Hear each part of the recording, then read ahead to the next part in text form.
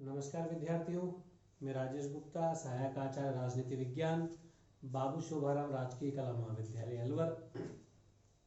हम पूर्व में व्यवस्थापिका और कार्यपालिका, इनका क्या संगठन है, इनके क्या कार्य हैं, इनकी क्या उपादेयता है वर्तमान में, इनके बारे में हम जान चुके हैं। वर्तमान में सरकार के तीसरे अंग हैं न्यायपालिका, इसके बारे में हम चर्चा करेंगे। मैं पूर्व में भी आपको बता चुका हूं कि जो सरकार है उसके तीन अंग होते हैं। एक बार पुनः मैं आपके सामने बता देता हूं। सरकार के मुख्य तीन अंग हैं। पहला है व्यवस्थापिका, दूसरा है कार्यपालिका और तीसरा है न्यायपालिका।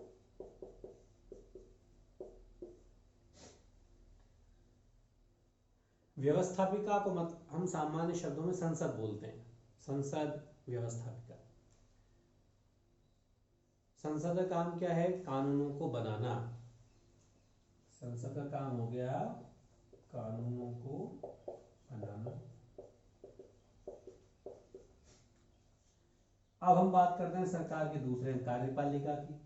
कार्यपालिका का कार्य है कानूनों को लागू करना।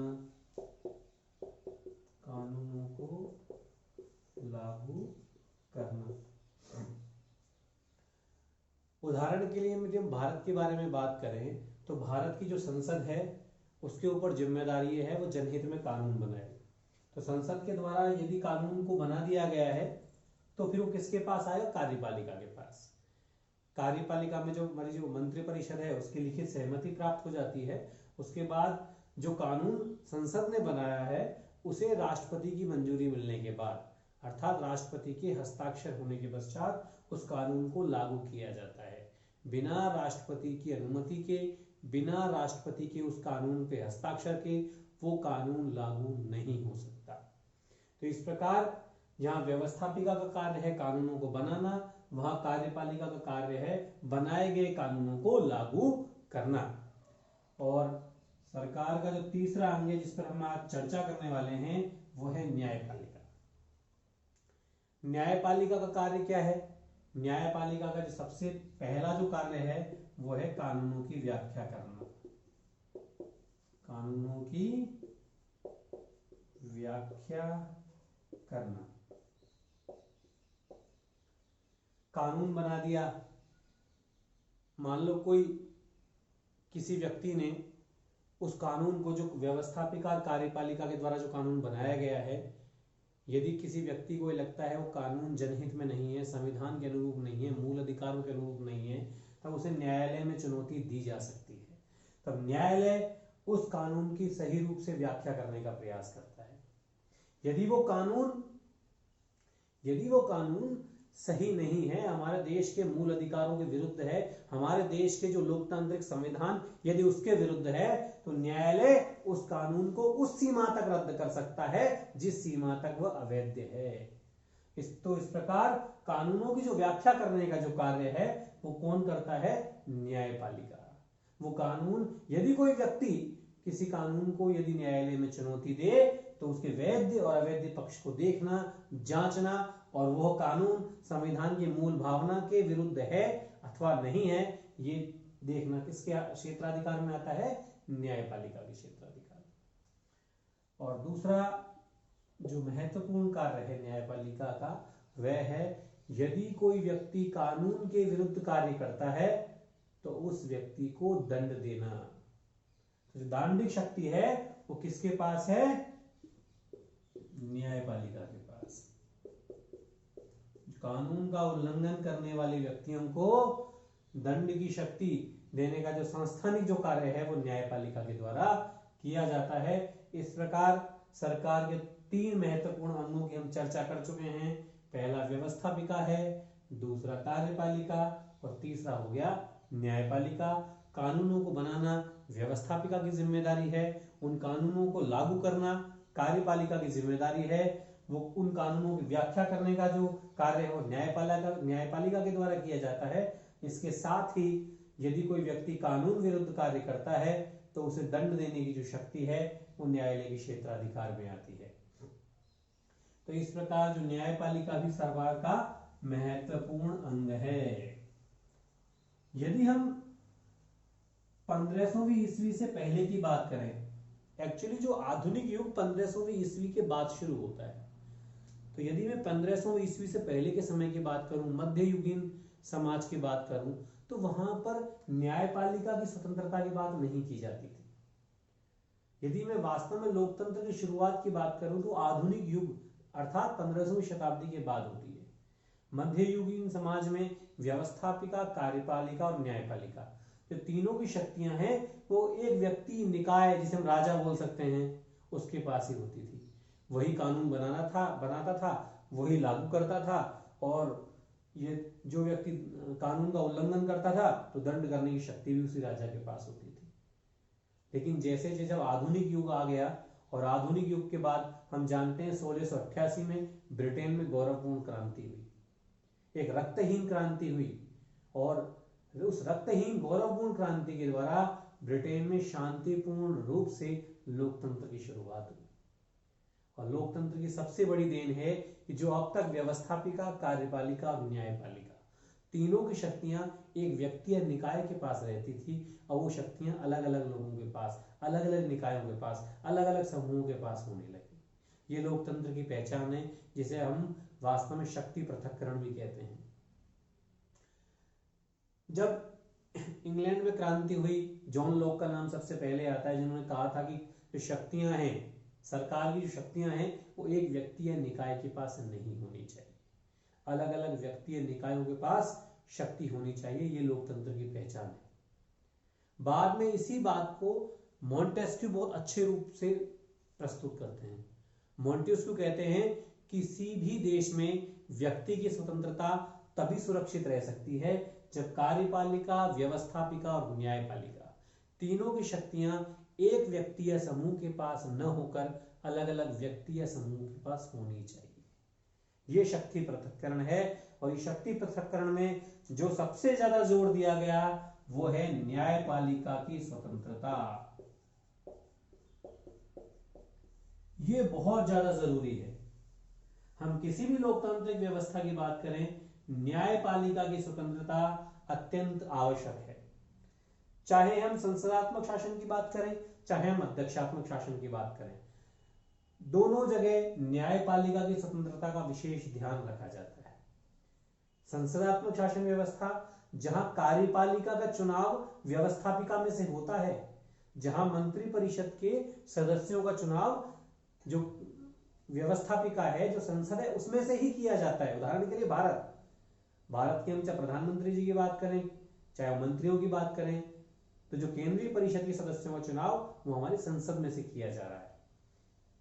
तो यहाँ पर कार्यपालिका और व्यवस्थापिका मिली हुई है संसदात्मक शासन व्यवस्था में। जैसे भारत में संसदात्मक शासन व्यवस्था है, तो भारत में एग्जाम्पल हम इस रूप में देख सकते हैं। लेकिन कार्यपालिका और व्यवस्थापिका तो मिली हुई है, लेकिन भारत में न्यायपालिका की स्वतंत्रता का पूरा ध्यान रखा गया है। यहाँ पर न्यायपालिका की स्वतंत्रता को सुनिश्चित करने के लिए अनेक प्रावधान किए गए हैं। उदाहरण के लिए जैसे बात करें भारत में, तो न्यायपालिका की स्वतंत्रता के लिए मैं बता चुका हूं कई सारे प्रावधान किए गए हैं। जैसे इनके कार्यकाल की सुनिश्चितता है,